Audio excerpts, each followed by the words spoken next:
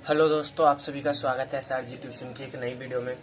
आज की वीडियो में हम पढ़ेंगे रिप्रोडक्शन इन फ्लावरिंग प्लांट्स का टॉपिक, जिसका नाम है the female reproductive structure. Means आज की वीडियो में हम पढ़ेंगे फ्लावरिंग प्लांट्स में फीमेल रिप्रोडक्टिव स्ट्रक्चर के बारे में, जिसमें हम पिस्टिल के बारे में पढ़ेंगे, हम पढ़ेंगे ओवरी के बारे में, ओव्यूल्स के बारे में। ठीक है, चलिए वीडियो स्टार्ट करने से पहले मैं आपको बता दूं कि अगर आपको इस चैप्टर के नोट चाहिए या बायोलॉजी के किसी भी चैप्टर के नोट चाहिए तो आप मुझे कांटेक्ट या व्हाट्सअप कर सकते हैं मेरे कांटेक्ट नंबर पे, जो कि डिस्क्रिप्शन में गिवन है।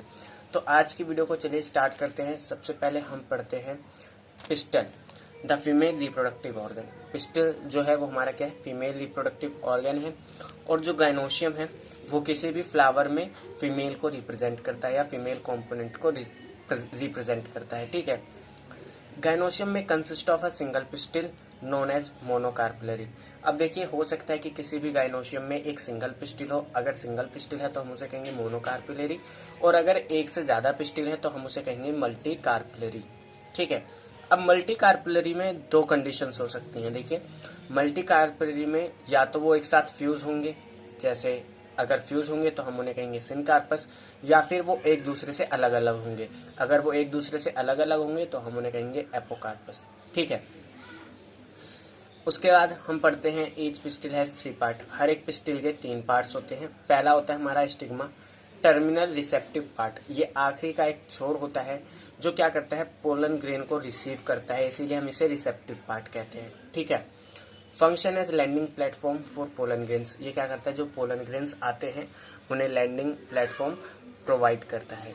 ठीक है, उसके बाद हम बात करते हैं स्टाइल की। एलोंगेटेड नैरो स्टाक, ये एक लंबी सी पतली सी स्टाक होती है। ठीक है, कनेक्ट ओवरी विद स्टिग्मा, ये क्या करती है, ओवरी को स्टिग्मा के साथ जोड़ती है। उसके बाद हम बात करते हैं ओवरी की। Basal swollen part of pistil, नीचे का फूला हुआ हिस्सा होता है पिस्टल का। Has an ovarian cavity, ovary में एक ओवेरियन कैविटी होती है। ठीक है, जिसके अंदर प्लेसेंटा मौजूद होता है। Arising from placenta are megasporangia commonly called ovule. तो प्लेसेंटा के साथ ही मेगास्पोरेंजिया अटैच होता है, जिसे हम ओव्यूल कहते हैं। ठीक है, तो अब हम क्या करते हैं, हमने यहाँ पे एक नई चीज देखी ओव्यूल, तो अब हम ओव्यूल की स्ट्रक्चर के बारे में पढ़ते हैं। अब हम पढ़ते हैं structure of ovule. Occur inside ovary where it attach to a parenchymatous cushion called placenta. ये ओवरी के अंदर प्रेजेंट होता है और अटैच होता है किससे, प्लेसेंटा से।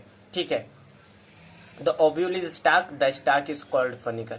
तो ओव्यूल के पास एक स्टाक होती है, मीन्स एक पाइप से स्ट्रक्चर होती है, जिसे हम कहते हैं funicle. The point of attachment of body of ovule with the funicle is known as hilum. और देखिए, जो हमारा ओव्यूल है उसका जो हिस्सा जो फनिकल के साथ अटैच होता है उसे हम कहते हैं हिलम।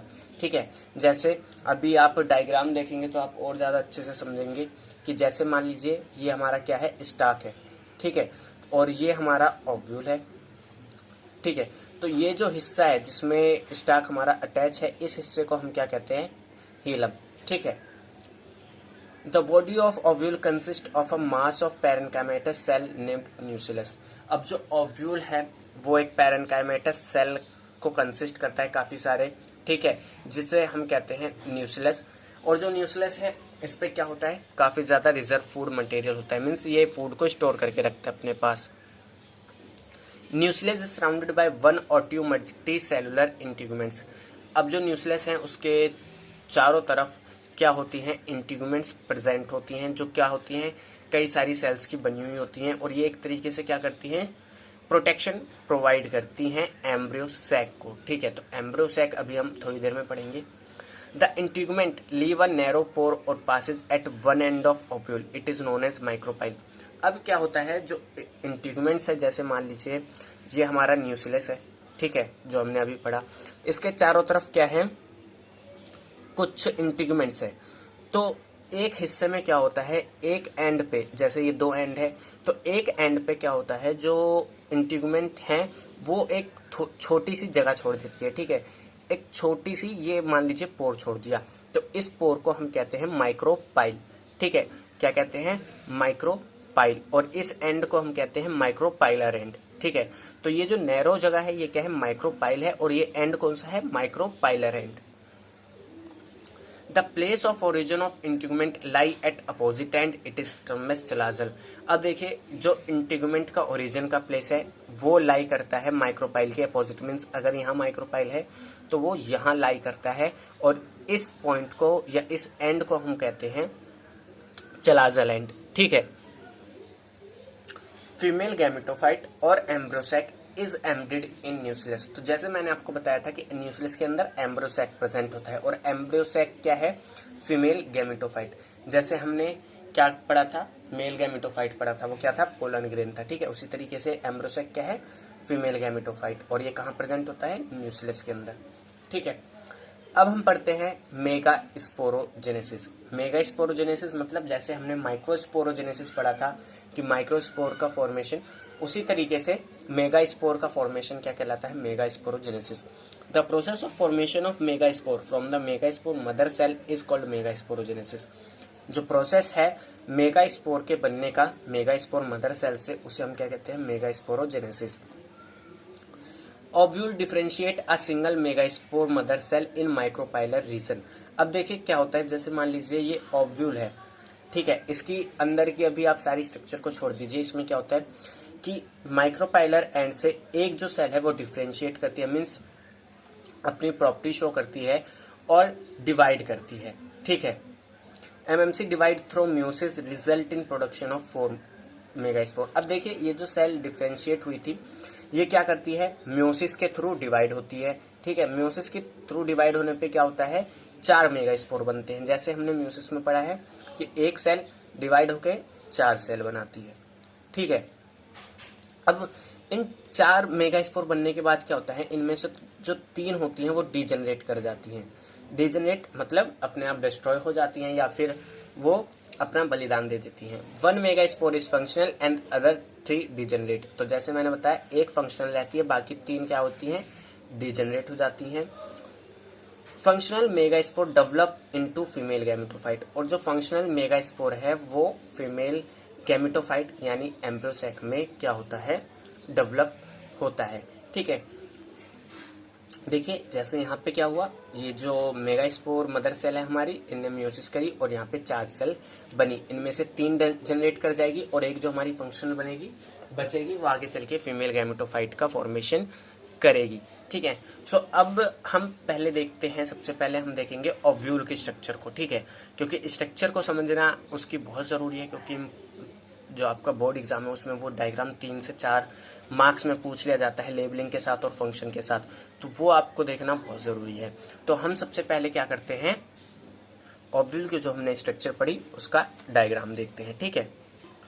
सो देखिए ये हमारा किसका? ओव्यूल का स्ट्रक्चर।